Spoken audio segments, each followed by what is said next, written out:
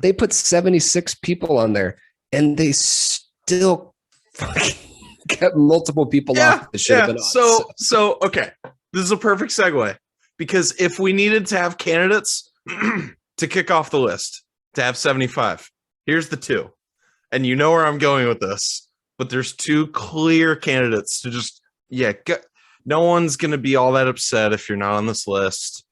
There's ultimately going to end up being a list of about 10 guys that are going to say, oh, he was snubbed, because that's how these types of lists work.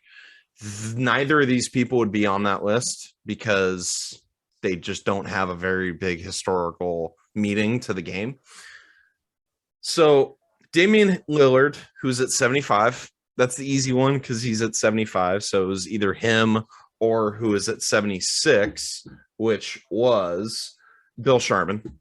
So obviously you're going to just go to whoever those two are and then say one of them should have gotten kicked out. But my more creative one, for those of you that have been longtime listeners of the Tim and Tony podcast, will be very not surprised by who I'm about to say. But Russell Westbrook very much does not deserve to be even mentioned as a snub.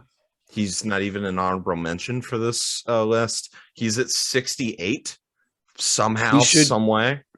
First of all, we should note that the rankings that you're doing right now are based on the ESPN rankings of the top 76. Yes. They weren't actually ranked by the people who voted them in. Yes. So with the Westbrook thing, though, I think we should all try to forget that it ever happened in a lot of ways, because he's got this MVP that even like the year after it happened, we all knew was the wrong. I mean, as it was happening, we knew it was the wrong decision. The minute after they announced it, I'm like, oh, but it was shape confirmed. Of water. Here we go. Yeah, but it was confirmed in the years later. I mean, there's this Westbrook for Chris Paul trade that has gotten more ridiculous every second since it happened. Yep. Where the team trading Chris Paul had to throw in a pick to get Westbrook. Wasn't that pre-vegan Chris Paul, though? To be fair, I think no, because he had started it that offseason. Oh, okay. Gotcha. And he got to OKC and he really detailed, and it started and they were aware of it. Got it.